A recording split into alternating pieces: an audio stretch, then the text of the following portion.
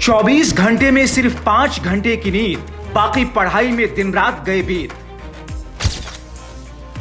आगरा की बेटी की संघर्षों की कहानी खुद सुनिए दिव्या की जुबानी। न कोचिंग की न ही मोबाइल देखी, डिप्टी कलेक्टर बनेगी आगरा की बेटी। सफल होने के लिए नहीं मानी हार, 2 बार कर चुकी कोशिश और जीती तीसरी बार। कौन कहता है आसमान में सुराख नहीं हो सकता, एक पत्थर तो तबीयत से उछालो यारो।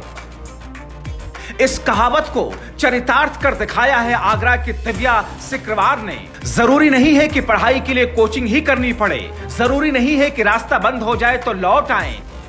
संघर्ष की कहानी कैसे की जाती है और किस तरीके से सफलता की कुंजी पैरों में आकर खुद गिरेगी, इसकी बानगी देखने के लिए कहीं दूर जाने की जरूरत नहीं। इस पूरी रिपोर्ट में हम आपको बताएंगे कि अगर आप भी अपने बच्चों को काबिलियत की ओर ले जाना चाहते हैं तो दिव्या सिकरवार की राहों पर चलकर भी किया जा सकता है। अगर दिव्या बिना कोचिंग किए यूपी पीसीएस क्वालिफाई कर सकती है तो आप या फिर आपके बच्चे क्यों नहीं। हो सकता है राहों में कांटे मिले, लेकिन उन कांटों पर भी चलना और कांटों की चुभन को मरोड़ देना अगर सीखना है तो दिव्या सिकरवार से सीखने की जरूरत है। इस रिपोर्ट को देखने के बाद दिव्या सिकरवार जैसे तमाम लड़कियां या लड़के उनकी तरह ना बनने की कोशिश कर लें तो कहिएगा, क्योंकि दिव्या ने जो मिसाल पेश की है वो वाकई काबिले तारीफ है। दिव्या की रूटीन को फॉलो करने वालों को अधिकारी बनने से रोकने वाला कोई नहीं हो सकता। किसी चीज को हासिल करने का जज्बा जब मन में हो तो भगवान भी साथ देते हैं। दिव्या को परिवार का साथ मिला, लेकिन सबसे ज्यादा मां की भूमिका रही। 5वीं पास सरोज देवी को अपनी बेटी को कुछ बनाने की जिद थी। बेटी ने भी मां के भरोसे को ठेस नहीं पहुंचाया, प्रदेश में टॉपर बनकर नाम रोशन किया। दिव्या की सफलता के पीछे सबसे ज्यादा किसी का योगदान है तो उनकी मां का है। मां ने कभी भी दिव्या को पीछे हटने को नहीं कहा। बेटी को कलेक्टर बनाने के लिए दिव्या की मां ने नामुमकिन कदम को अपने कदम से मिलाया और बेटी को आगे बढ़ाया।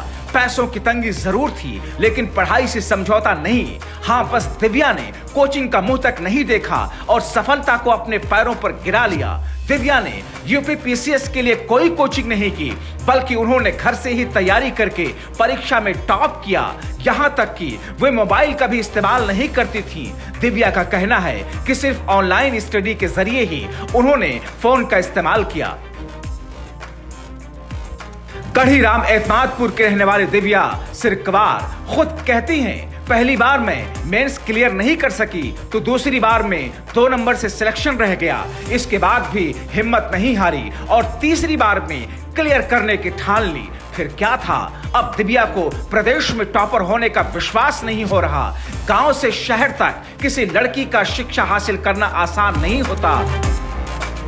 2 बार सफलता न मिलने पर कोई दूसरी नौकरी करने की सोच रही थी, लेकिन दिव्या की मां ने पीछे हटने से मना कर दिया। और आज ये दिन है कि यूपी की बेटी यूपी की टॉपर है। दिव्या ने सेंट जॉन्स डिग्री कॉलेज से ग्रेजुएशन और पोस्ट ग्रेजुएशन की पढ़ाई की। उसके बाद यूपी पीसीएस की तैयारी शुरू की, ऑनलाइन परीक्षा की तैयारी की। परिवार में पिता राजपाल फौजी, दादा और 2 छोटे भाई हैं। डिप्टी कलेक्टर बनने पर सरकार की योजनाओं का लाभ हर लाभकारी तक पहुंचाने का प्रयास करेगी। गांव की बेटी के डिप्टी कलेक्टर बनने पर हर कोई बधाई दे रहा है। पिता राजपाल भी बेटी की सफलता पर काफी खुश हैं।